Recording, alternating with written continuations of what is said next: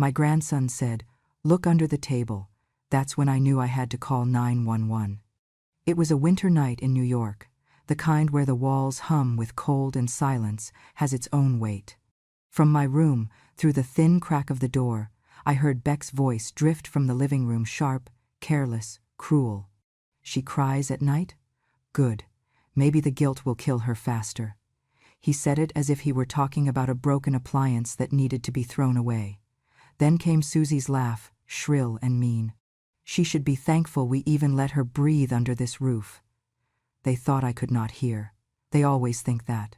Old ears, old bones, old mind, that is how they describe me. But I hear everything. Every word that drips like poison into the air of this house that once smelled of my cooking, my flowers, my life. I lay there in the bed they placed in what used to be my study, a room that once held books and memories, now stripped bare, painted sterile white, with a single chair facing the wall. They call it my safety room. The lock is on the outside, the windows are sealed with frost film, and the camera in the corner blinks every few seconds. "For your safety," Susie says. Safety, in her language, means silence. I looked at the ceiling and listened to their laughter fade into the television. It was not anger that filled me. Anger is young, wild, and fast. What filled me was something slower, heavier, a tired kind of sorrow that grows roots in your bones. I was 74, and I had long stopped expecting kindness from people who only know how to count what you cost them. From the hall came the soft steps of my grandson, Louis. He is only 9, small and thin, with the kind of eyes that see everything adults wish they could hide. "Mom?" I heard him whisper. "Why is Grandma's door locked?" Susie's voice was cold. "Because Grandma gets confused, sweetheart. She wanders into places she shouldn't, like other people's lives." Beck added, "Don't argue with your mother, Louis. Go to bed." I turned to the wall and let the silence fold around me like an old blanket. The air smelled faintly of bleach and lemon polish, Susie's scent of control. I traced the shape of the old wallpaper under my fingers and remembered painting that wall myself 40 years ago, when Beck was a boy running through the hall with jam on his fingers and dreams in his eyes. He used to call me Mama Bird. Now he calls me nothing. If you feel justice deserves celebration, smash that hype button. Let us keep stories like this alive, echoing far, far away. Your support helps us bring understanding and love to those who deserve it. Thank you so much. Keep listening. I do not sleep much anymore. Nights are long in this house. Sometimes I hear Susie whispering numbers to Beck, account numbers, balances, payments. They forget I am the one who taught Beck how to balance a checkbook, how to keep a house. Now they wait for me to forget. They want me to forget where the papers are, the deeds, the will, the names that matter. They want me small, helpless, and lost. Earlier that evening, Susie brought me my pills. The cup was pink, the same shade as the robe she wears when she pretends to be caring. "Here, Janet. Doctor said to take both before bed." She smiled without her eyes. I asked what they were. "Just vitamins, dear," she said, and left before I could speak again. I did not take them. I have seen too many people drift away under the name of care. When I worked at St. Agnes Hospital, I watched families bring in their elders, promising to check in every week. They rarely did. The patients who survived were the ones who remembered who they were, even when everyone around them called them confused. So I keep a small notebook under my pillow. Every night, I write what I heard, what I saw, what I felt. A nurse's habit that became a weapon against forgetfulness. That night, I wrote. Beck laughed. Susie laughed louder. Louis asked why the door was locked, and then I stopped. Because as I looked at the reflection of the hallway light under my door, I realized something chilling. The shadow that moved back and forth wasn't Louis's small frame, it was Beck's.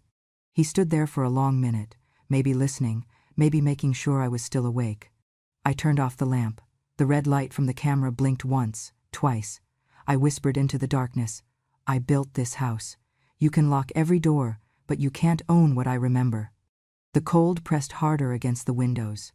Somewhere in the distance, a siren wailed through the city, echoing like a warning or a promise. I closed my eyes, not to rest, but to plan. Because I knew something in my bones. Cruelty never stays quiet forever. One day, even silence gets tired of hiding. And when that day comes, someone always listens. That night was the first time I realized I wasn't just being forgotten, I was being erased. And erasing me was the first step to taking everything I had left. But they had made one mistake. They forgot that even an old woman remembers how to fight back. I was 28 when Harold died, a heart attack, quick, cruel, and clean. He collapsed in the kitchen with one hand on the counter and the other still holding his coffee cup. Beck was 5, too young to understand what death meant, but old enough to see his mother scream. I didn't have time to grieve. Grief was a luxury I could not afford. Rent was due in 2 weeks, Beck needed shoes for kindergarten, and the landlord had already knocked twice asking about the heating bill. So I went back to work full-time at St. Agnes Mental Health Center. Nights and weekends, day shifts when I could grab them. I took extra patients. I never said no. I became the nurse who always showed up, who never asked questions, who did the work no one else wanted to do. And when Beck got sick, I sold my wedding ring to pay for the antibiotics. He never knew. I told him we lost the ring in a move. I smiled when he asked if he could buy me a new one when he grew up. He said, "A big, shiny one, Mama Bird. Like the Sunday, that boy had the softest heart." At night I would come home, bone-tired, and find little notes on my pillow. "Thank you for the pancakes. You're the best, Mama. I love you more than cartoons." I kept them all. Still have them, tied in a ribbon, in the bottom drawer of a locked box Susie's never found. For 16 years, it was just me and Beck. I worked, I saved, I got promoted to senior nurse. I bought the house on Southwick Lane after working double shifts for 3 straight years. The down payment came from a jar labeled, "Never Beg." Beck didn't know it, but that jar held every birthday gift I refused, every Christmas bonus I declined to spend, every lunch I skipped to put a little more aside. Then came Susie. Beck met her at a conference in Boston. She was working in real estate, ambitious, always dressed like she expected a camera to follow her. The first time he brought her to dinner, I knew something was off. Her smile didn't reach her eyes. Her questions were calculated.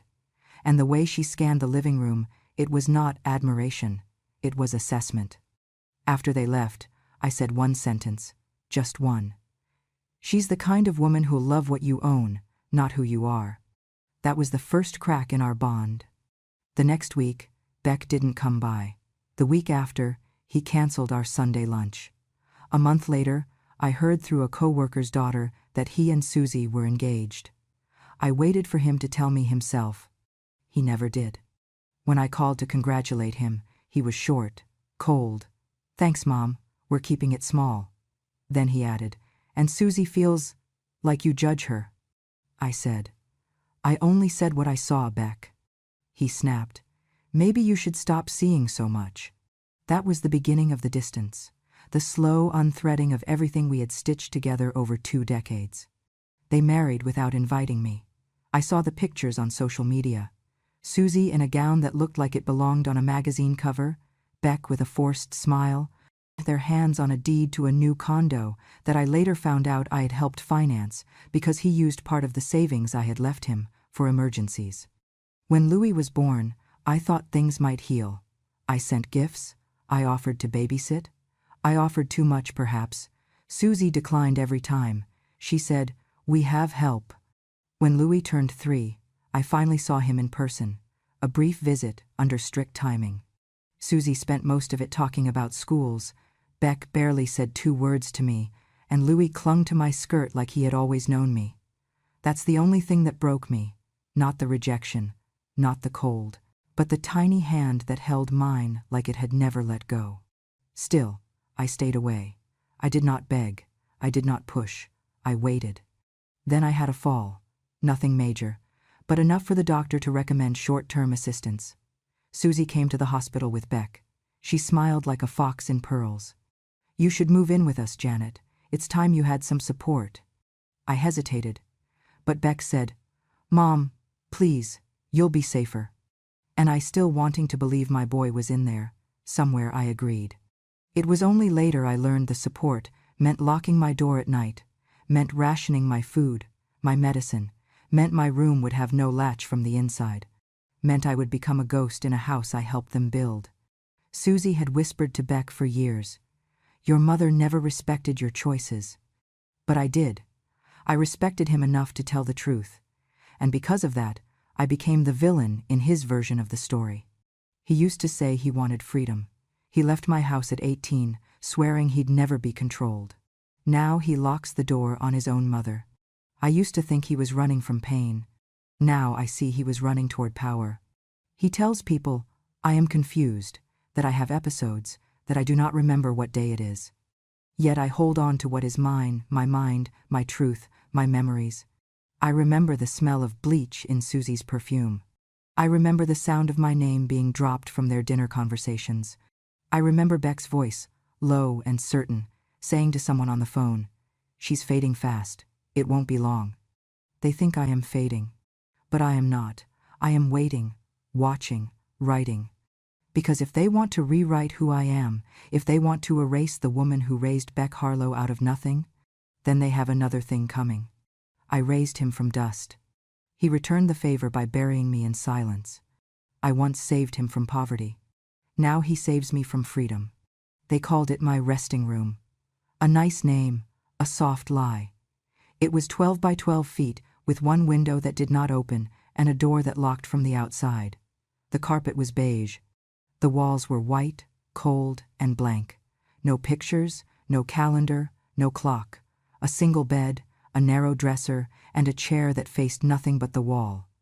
That was my new world.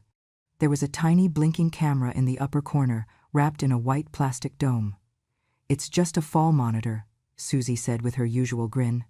"Safety first, right, Janet?" What she meant was, "We want to watch you." What she meant was, "We do not trust you not to embarrass us."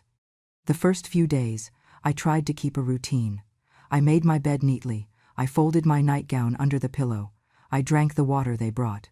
I took the pills at first. But the second week, I began to feel dizzy after every dose.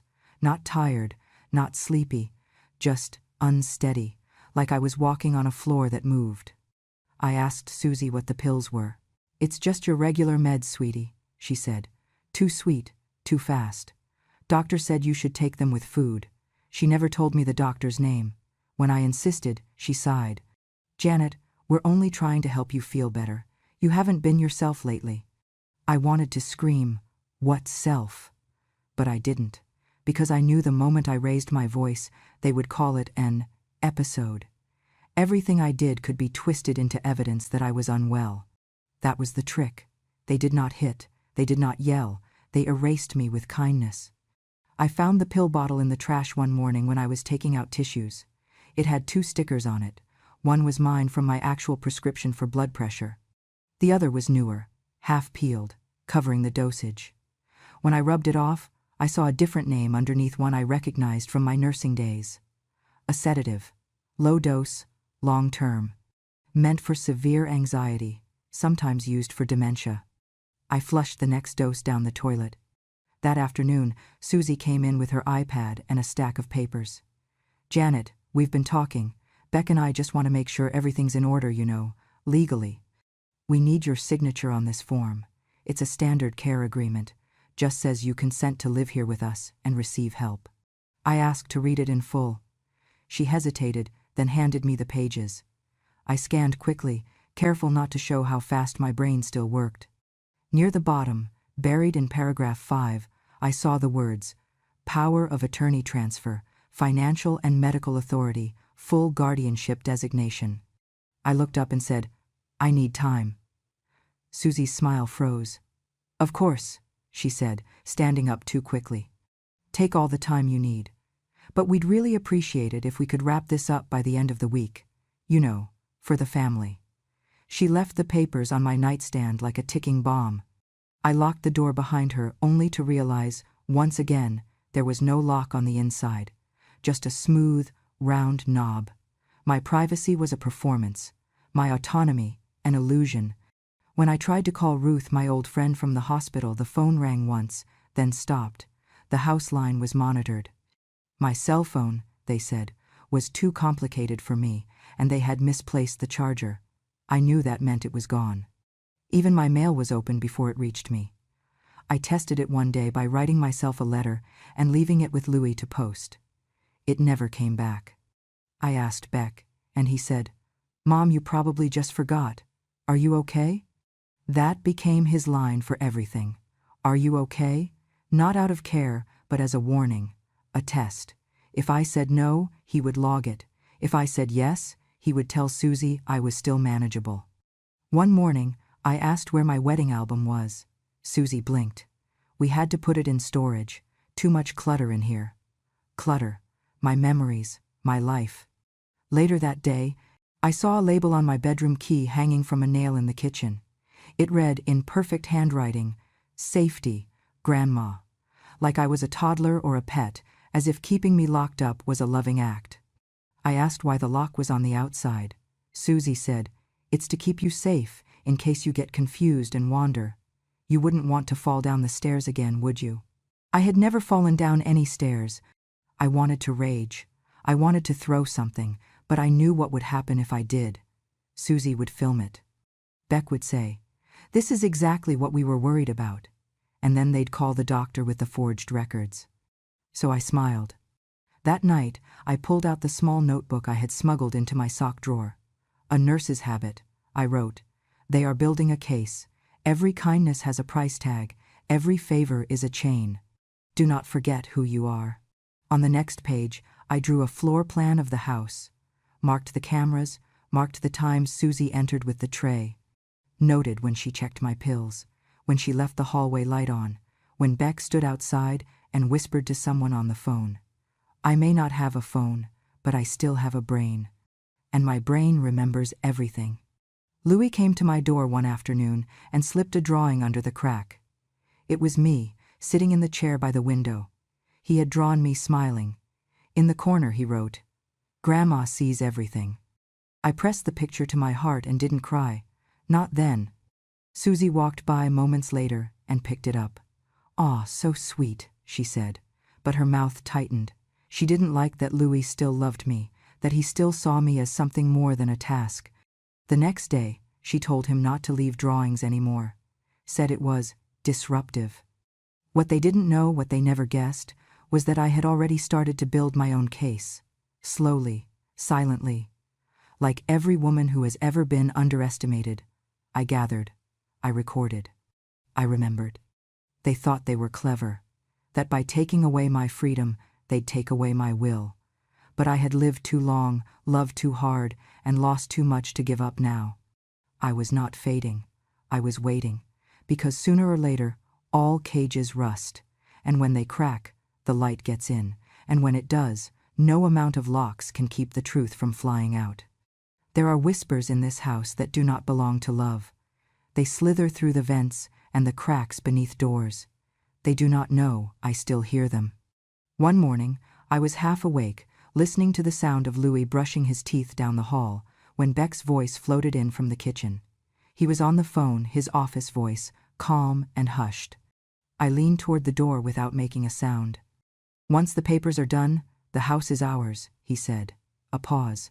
"She's losing it anyway." My heart did not drop. Not anymore. At some point, it just settled deeper into my chest like a stone. They were waiting for me to crumble.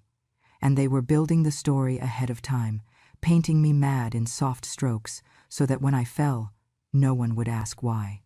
I tried to tell my neighbor once, Helen, who used to bring me rhubarb pie when she saw me in the garden. I caught her while I was being taken on a supervised walk to the mailbox. "Something's wrong," I whispered. But Susie cut me off, laughing too loud.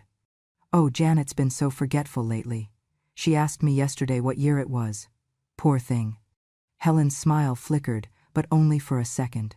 She patted my shoulder and said, "You let them take care of you now. You deserve to rest." And just like that, I disappeared a little more. In their story, I was the fragile matriarch slowly unraveling, not the prisoner watching the clock. Only Louis saw me. Only Louis believed I was still whole. He would sneak in bits of cookies, tiny slips of folded paper with his childish scrawl.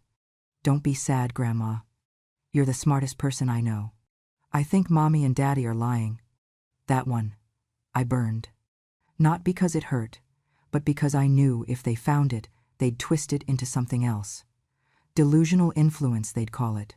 Projection. I'd seen the terms before.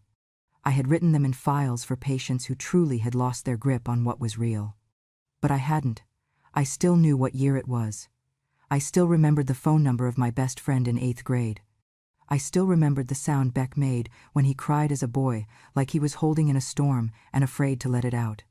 They wanted me to forget all that, because memory is the last thing you can take from someone before they become a shadow. That night, I didn't sleep. I heard Beck's footsteps near my door, his weight shifting. I held my breath. Then his voice, soft and sharp. The sooner she's declared unfit, the sooner we can move. Move. They wanted to sell the house. The house Harold and I built together. The house I paid for, month by month, year by year, through double shifts and weekend overtimes. The house that held Louis's first steps and Beck's graduation photos and the smell of my mother's cinnamon rolls baked every December. And now I was the one in the way. They were not just pushing me out, they were pushing me out of my own life. So I began to write. Every night, after Susie left her tray and Beck checked the locks, I pulled out my notebook. The one with the loose spine and the torn corner where Louis had doodled a Sunday. I wrote everything. The date, the time, what was said, what wasn't, how many pills were on the tray, how many disappeared.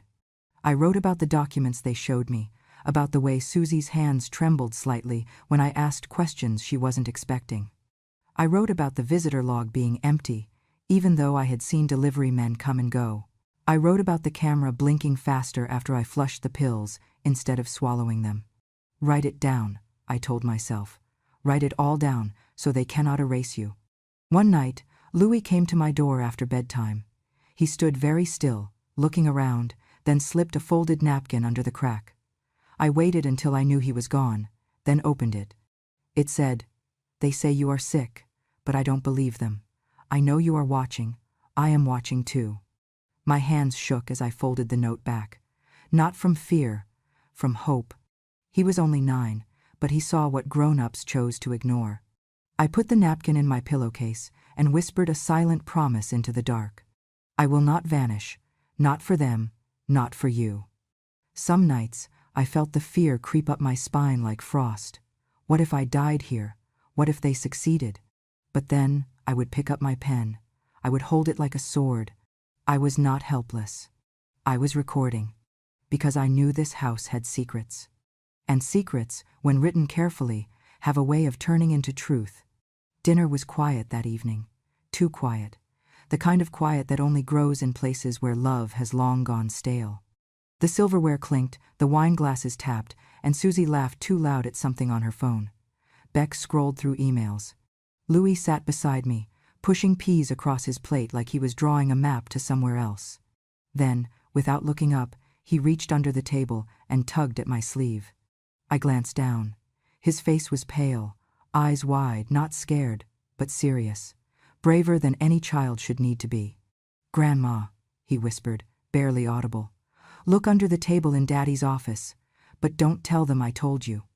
I nodded once, slowly. And for the rest of the meal, I did not taste a single bite. When night came, I waited. Waited for the lights to go out, for Susie to finish her wine and retreat to her bath, for Beck to turn off the television and make his nightly sweep of the house, checking locks he thought only he held the keys to. I sat in my bed, fully dressed, notebook pressed to my chest like armor. When the hallway fell still, I opened my door without a sound and moved through the dark like a memory. Beck's office was always locked, but I had found the spare key 3 weeks ago, taped behind the utility panel in the laundry room. A hiding place I had taught Beck myself when he was 12 and wanted to keep birthday presents secret. I opened the door slowly. The room smelled like burnt coffee and new carpet. His desk sat like a fortress in the middle, gleaming, cluttered, cold. I crouched low and peered under. There, tucked against the back leg, was a thick spiral-bound notebook and a small black USB drive wrapped in a tissue. My hands trembled as I reached for them. The notebook was Louis'. Inside were pages of crayon drawings, some sweet, some terrifying. Me, sitting in a chair, mouth taped shut. Me, in a bed, with wires on my head and people in white coats watching. Me, crying. Beck and Susie stood beside me in every image, smiling, like they were proud of what they had done. On one page, in messy red crayon letters, Louis had written, "Mommy says Grandma will sleep forever soon." My legs nearly gave out. I sat there on the office floor, gripping the notebook, the USB in my palm, as if it might disappear if I blinked. They were planning something permanent. And Louis knew. Back in my room, I shut the door quietly, pulled the old laptop from its hiding place under my mattress, an outdated thing I had smuggled in months ago when Beck wasn't looking. I plugged in the USB. The screen flickered. A folder appeared, unlabeled. Inside were 6 video files. The dates were recent. I clicked the first. The footage was grainy, taken from a stationary camera, probably the one mounted in the hallway, angled just right to catch my door. Susie sat beside me on a couch. Beck stood behind her. Susie was speaking softly. "Come on, Janet. Just take the pills. We talked about this." My voice worn, weak, but clear answered, "I don't know what's in them." Beck snapped.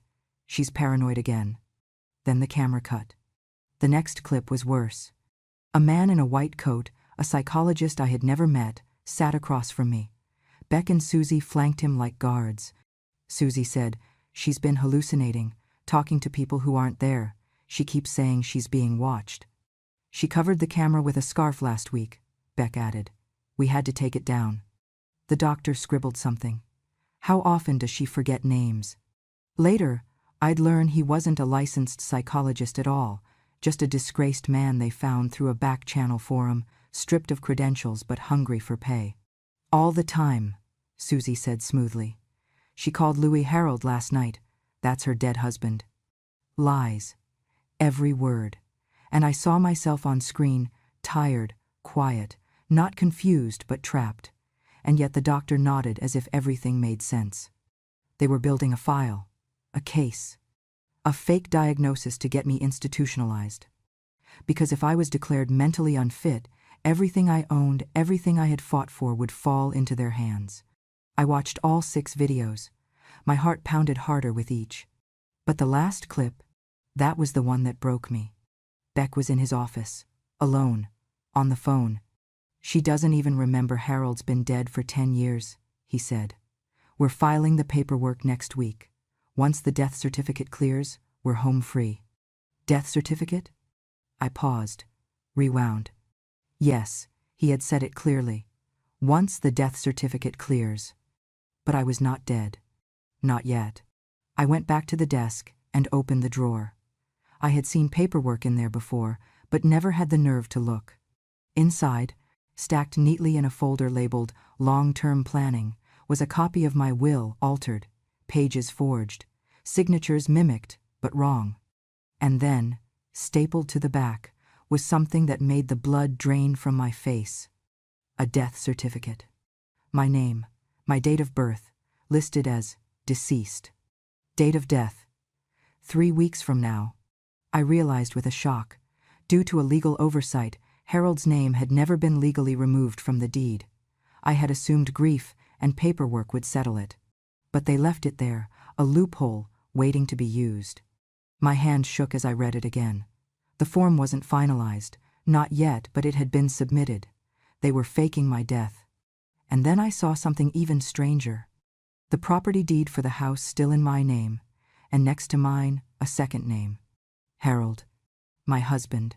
Dead a decade, but still legally co-owner of the house. I had never filed the removal. Grief had frozen those papers in a drawer, forgotten until now.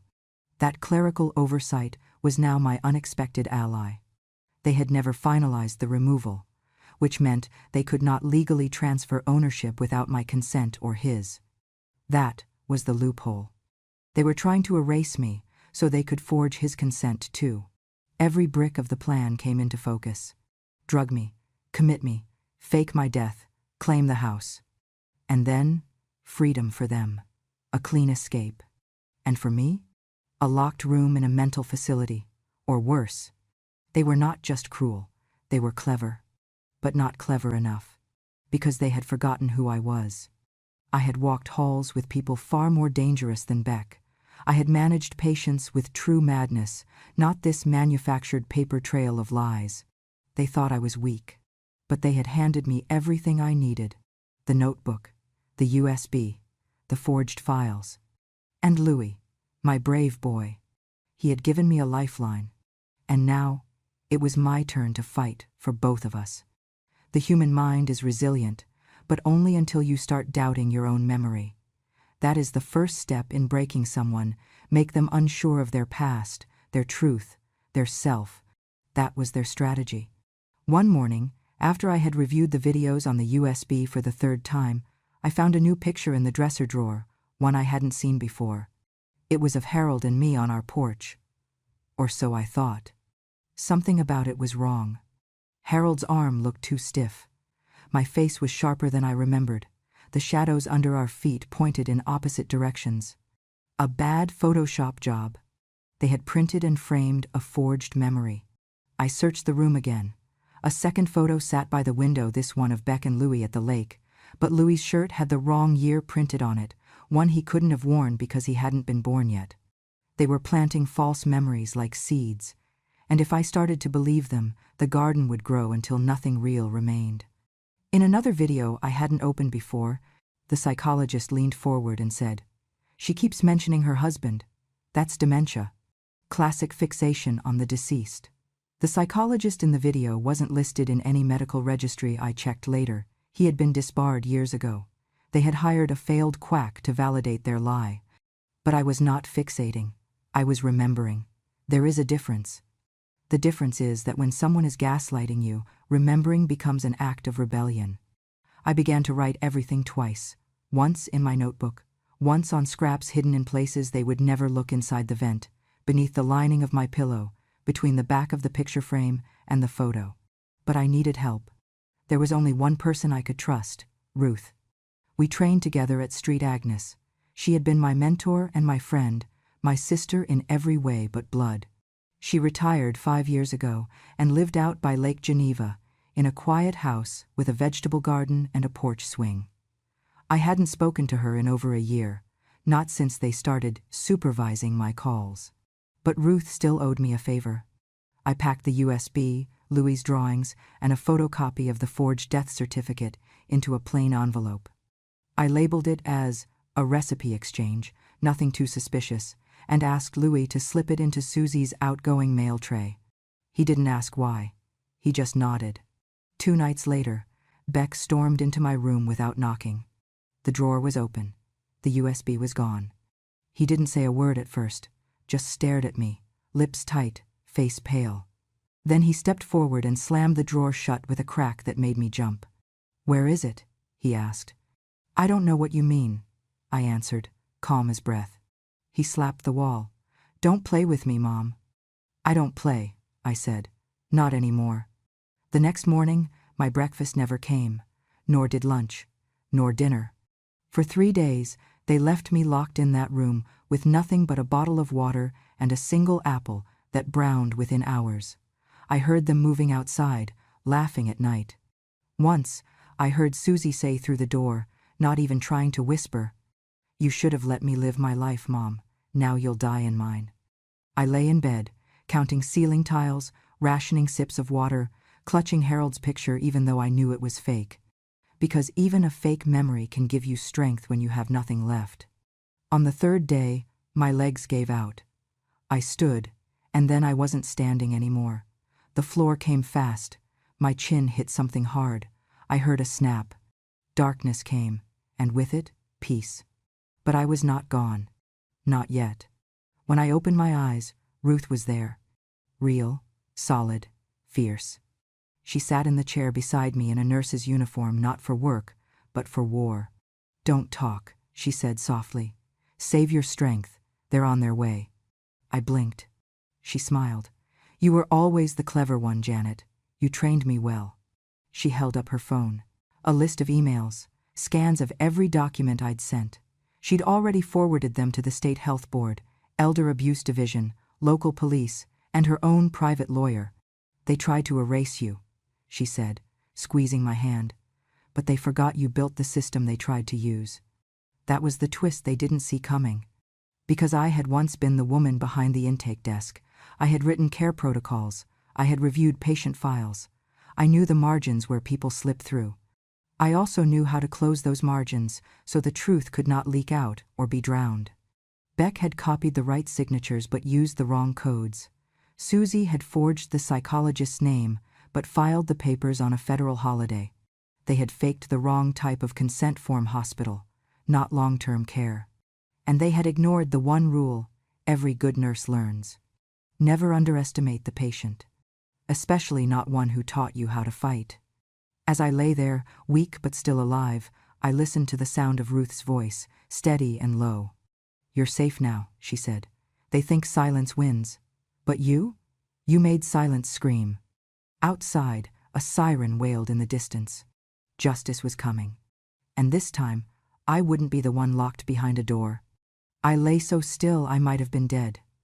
My body trembled, but my voice stayed quiet, flat, soft, the kind used by someone who has endured too much to scream. The small camera I installed behind the wall clock blinked its red eye. It had recorded every whisper, every step, every lie. Tonight, it would record redemption. They must have gotten word. I had seen Beck and Susie in the hallway, huddled in shadows, whispering with harsh gutturals. I heard the sirens in the distance, faint at first, growing louder. The moment had come. The door burst open. Beck stormed in, face contorted, fists clenched. In his hand he held a stack of papers and a briefcase. He lunged toward the desk, fingers curling around my scattered documents. The notebook, the USB, my scribbled evidence. He yanked the files and shoved them toward the drawer's back, as though hiding them would erase guilt. He froze when he saw me lying there, frail but alert. "Please, don't hurt me again," I said, voice cracking, though I meant every word. I knew that my weakness would bait his arrogance. He took a step closer, jaw tightening. "You're already declared dead on paper, old witch," he spat, teeth bared in hate. "You're dead, Janet Harlow, and soon you'll lie in the ground pretending to be nothing." His words were a blade attempting to cut me down, but I was long used to bleeding in silence. Across the room, the mini-camera angled at the door continued its monotonous blinking. It recorded the entire scene. Beck's raging face, Susie's figure in the doorway, Louis trembling behind her ankles, and me, weak but burning inside with clarity. He lunged to destroy the evidence. I stayed still, letting him do it, letting him believe he was winning. It was all part of the plan. As he yanked papers, I whispered, soft enough only for the camera or me to hear. "That's not a ghost you're hearing. That's justice." He froze again.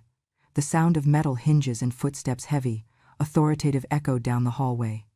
Beck glanced at the window, saw the lights of red and blue flashing faintly. The door banged open. Several officers flooded in, badges glinting. Beck suddenly realized the trap. He dropped the briefcase. His eyes went wide with panic. "Get him!" someone shouted. 2 officers reached for his arms. He screamed, "I'll finish her myself. Don't you dare touch me." He lunged toward me too slow, too angry, too exposed. They tackled him to the floor before he even got halfway across the room. 1 officer cuffed him. Another retrieved the hidden USB and notebook, flipping through pages as Beck thrashed. Susie shrieked. She stood frozen, eyes glassy, hands trembling. Louis clutched her skirt. "Susie," I said, voice calm now, stronger than I had felt in years. I sat up, using the wall to push myself. The room smelled of sweat, fear, and fluorescent lights. I looked her straight in the eyes. "I just wanted to be free," she sobbed, voice small. Her lips trembled. She looked away. She covered her face with trembling hands. I reached out, though I would not touch her. I said, "You chained yourself with hate, Susie. Freedom isn't what you think." The officers backed off, standing between us. She gasped, tears falling. Beck lay on the floor, cuffed, staring at the ceiling, defeated. One of the officers, female, firm, moved to me. "Miss Harlow, are you okay?" I nodded. In the corner, Louis pressed into the doorway, eyes wild and afraid. I called softly, "Louis, come here." He came, trembling. I hugged him close. "It's over now." Behind me, Susie sank to her knees, sobbing. Beck glared at me like he wanted to kill me with his gaze, but he could not, because his lies were laid bare, because the camera caught it all, because the records, the videos, the evidence, they were undeniable. Out in the hall, more officers cuffed Susie too, dragging her to her feet. A lawyer they had previously contacted hovered by the door. He motioned, "We'll handle it legally, Miss Harlow." I nodded. Beck tried to speak through gritted teeth. "You'll regret this," but an officer snapped, "Not tonight." One of the detectives approached me gently. "Mrs. Harlow, we have your name on the death certificate, your signed paperwork. We'll sort it all." I smiled, no bitterness, just relief. I let Louis slip from my arms and stand beside me. He looked at Beck and Susie, his face small but fierce. He whispered, "I knew." Later, as they escorted Susie away, she paused, looked back over her shoulder at me and Louis. Her voice broke. "I just wanted to be free," she said again, quieter. I stood in the doorway, sunlight slanting in across the floorboards, and I said, "You chained yourself with hate, Susie. Freedom isn't what you think." Beck was led out in cuffs. Susie followed, crying. Louis took my hand. I held him close, whispering, "You saved me, child. You saved us." We watched them go. I breathed in deeply. The air tasted of cold justice and new beginnings. The room that had felt like a cage now hummed with possibility. The silence was no longer oppressive. It was sacred. That night, I sat by the window, Louis beside me, and I closed my eyes not to sleep, but to remember, to feel alive again. We did not need loud confessions or violent acts. We needed truth. And tonight, truth stood in my room, victorious. It did not happen all at once. Justice never does. It moves slow, like honey in winter, thick, resistant, but inevitable if you give it time. The investigation took months, but the evidence Ruth had collected, the USB, the forged documents, the video recordings from the clock camera, all of it painted a picture no one could deny. Beck was charged with elder abuse, attempted fraud, falsifying legal documents, and conspiracy to commit medical malpractice. When the judge read the charges aloud, I sat in the courtroom, my hands folded in my lap, my back straight. He showed no remorse. He sat there like a man still convinced he'd been wronged. But the jury did not see a misunderstood son. They saw a manipulator, a liar, a man willing to erase a life for property. 18 years in state prison. Susie, on the other hand, wept.